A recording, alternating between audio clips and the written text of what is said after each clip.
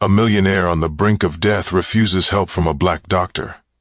But what happens next changes his life forever. It was a warm summer evening in Dallas, Texas, and the private wing of St. Mark's Medical Center was unusually busy. The air was thick with the low hum of medical devices and the muted conversations of staff moving quickly from room to room.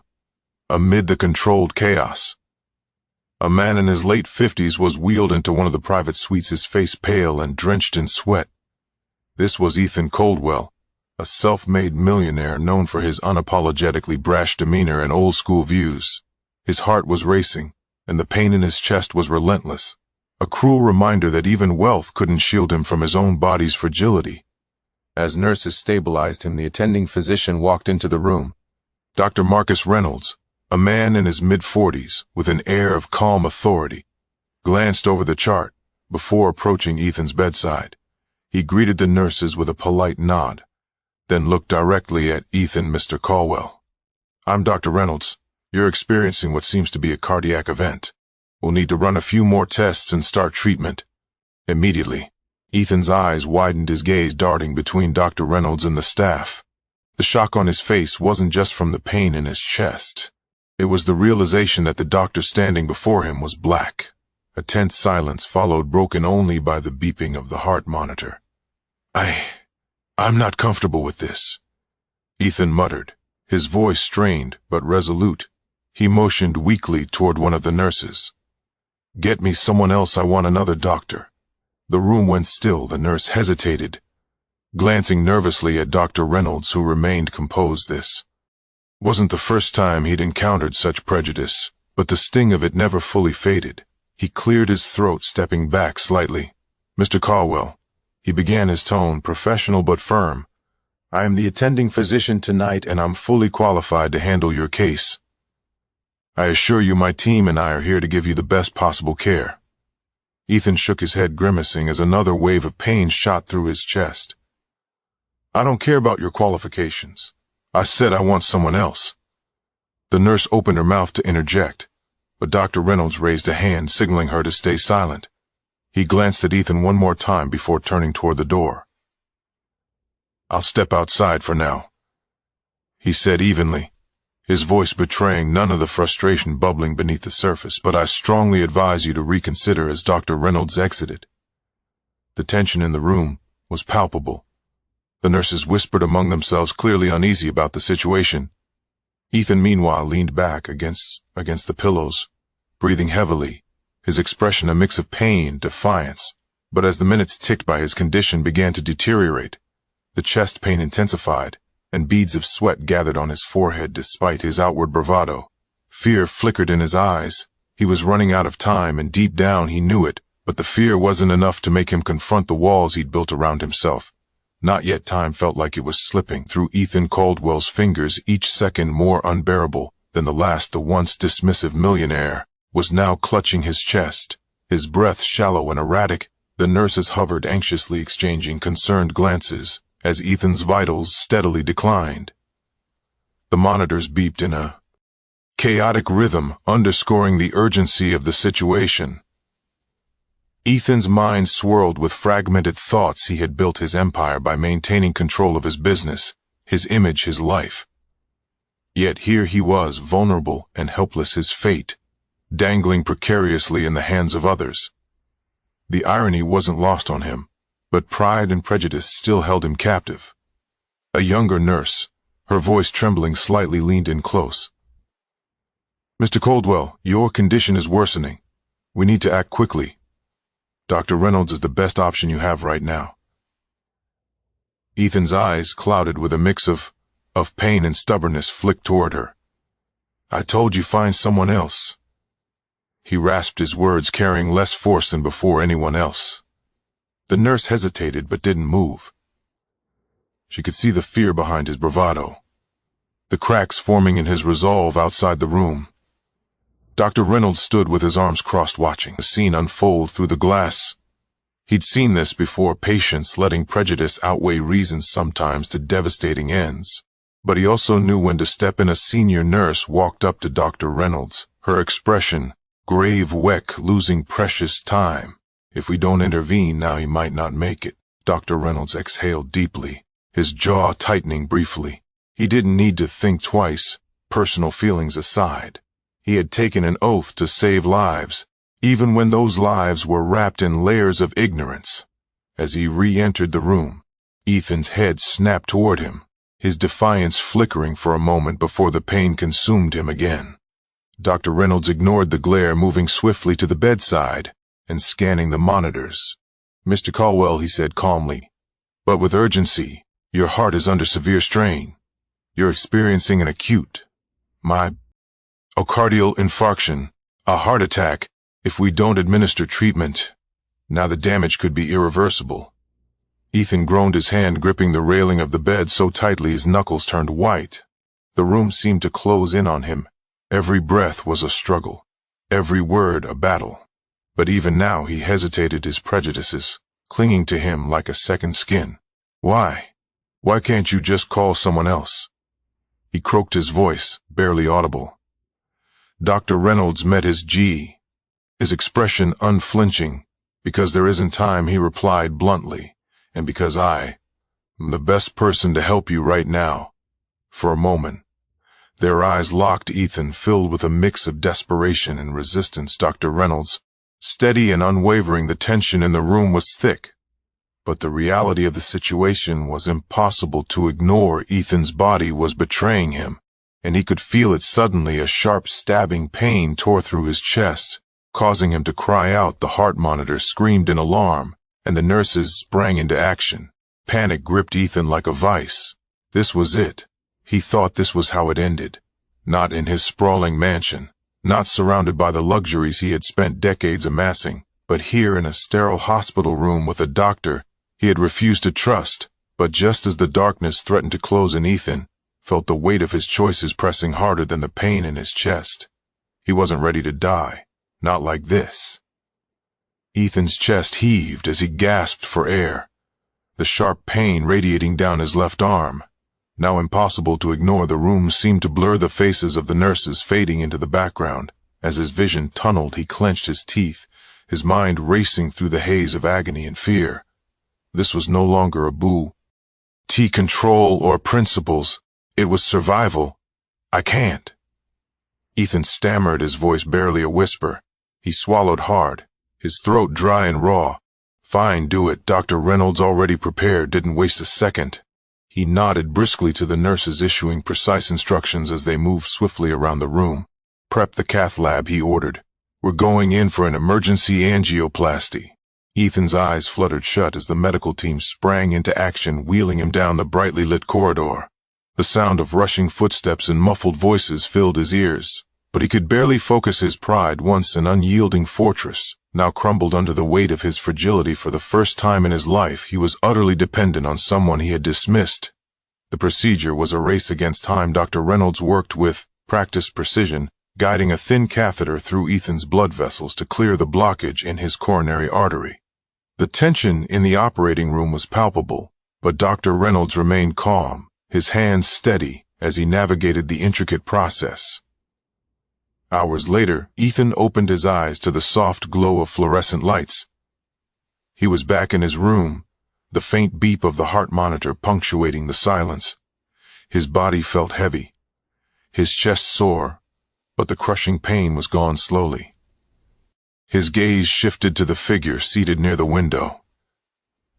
Dr. Reynolds sat with a tablet in his hands, his expression neutral as he reviewed Ethan's charts, noticing the movement. He looked up and approached the Badu stable. "Now," he said, his voice even, but not devoid of warmth. "We were able to clear the blockage and insert a stent. You're lucky. You'll make a full recovery if you follow the aftercare plan." Ethan blinked, his end still sluggish. The words sank in, slowly carrying with them a wave of relief and something else he couldn't quite name. Gratitude, shame.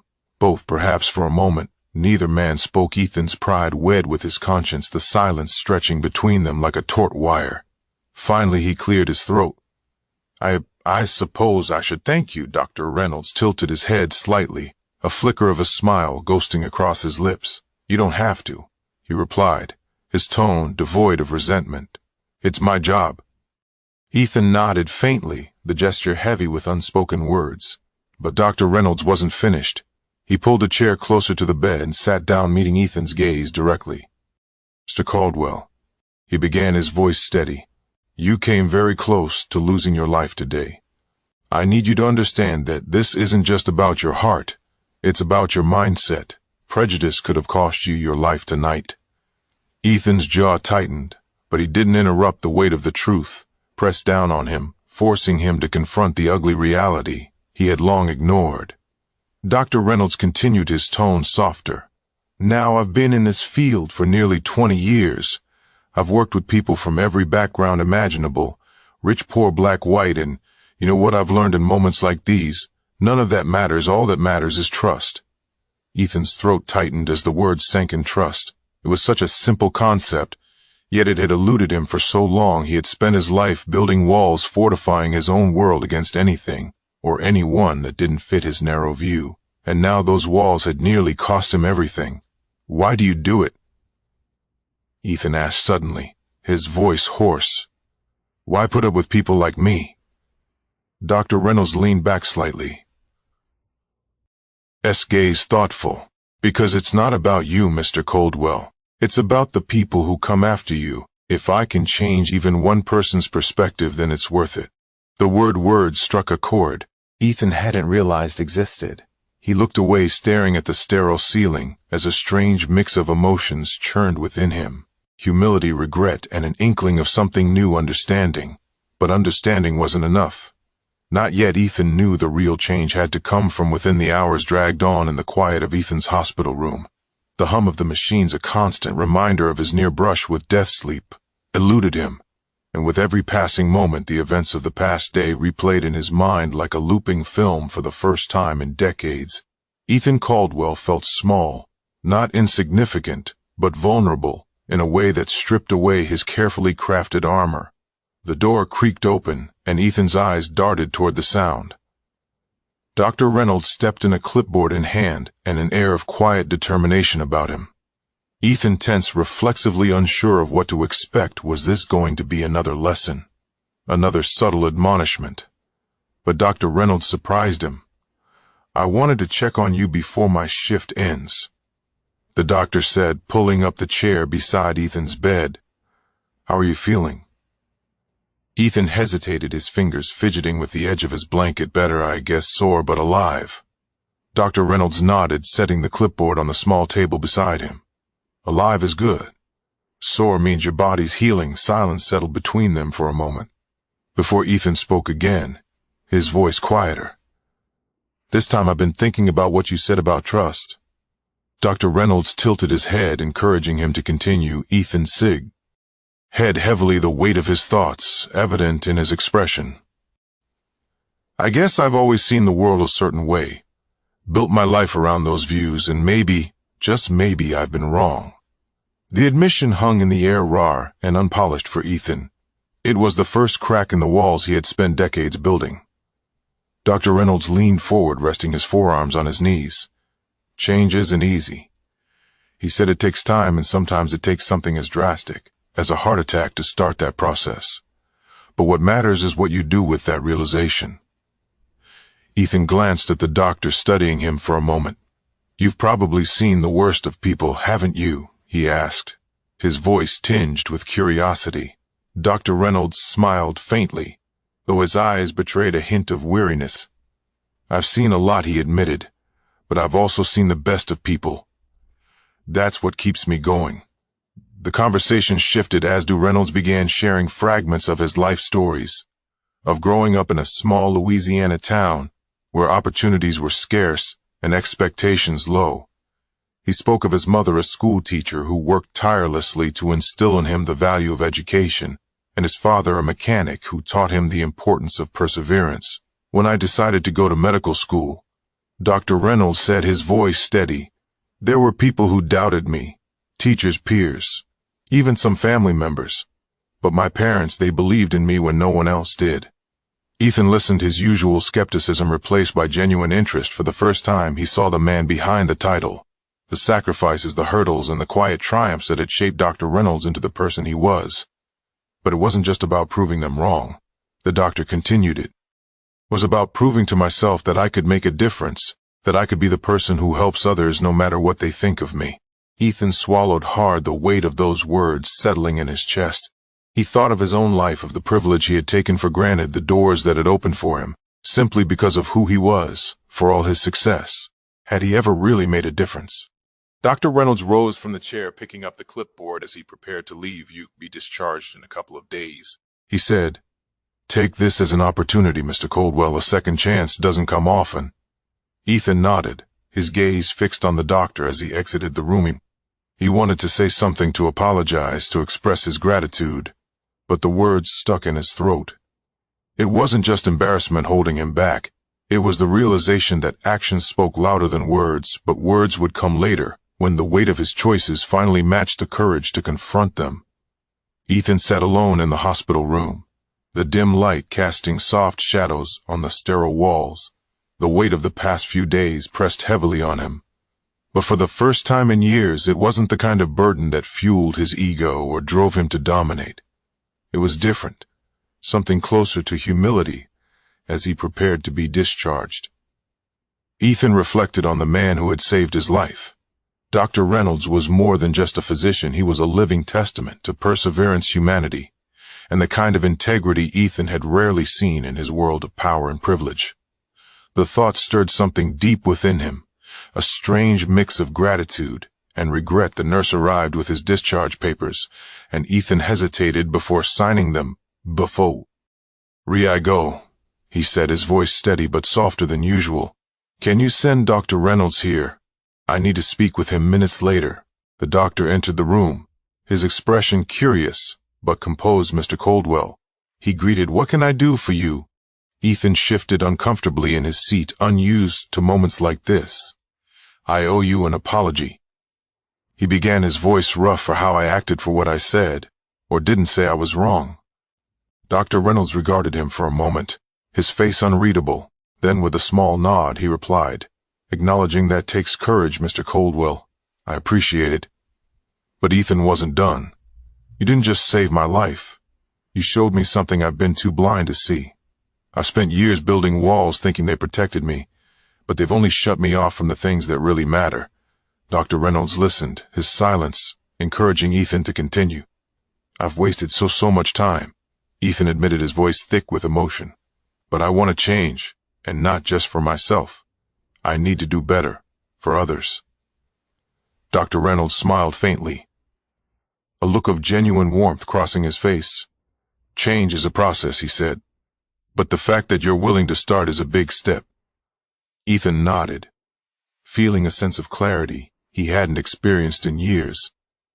As Dr. Reynolds left, Ethan resolved to use his second chance wisely. He didn't know exactly what the future held, but he knew one thing for certain: he wouldn't go back to the man he was before. Months later, Ethan Coldwell became a vocal advocate for diversity in the healthcare system, funding scholarships for underprivileged students aspiring to become doctors. It wasn't about penance or redemption. It was about finally doing something that mattered. As he stood at a podium, a scholars' hip gala, his voice steady and confident, Ethan finished his speech with a sentiment that summed up his journey. It's never too late to change, and sometimes the person you least expect to teach you that lesson is the one who saves your life. Life doesn't give many second chances, but when it does, it's up to us to make them count. If Ethan's story moved, you take a moment to reflect on your own walls and biases. Share this video. Leave your thoughts in the comments. And don't forget to subscribe for more stories that inspire change and self-reflection.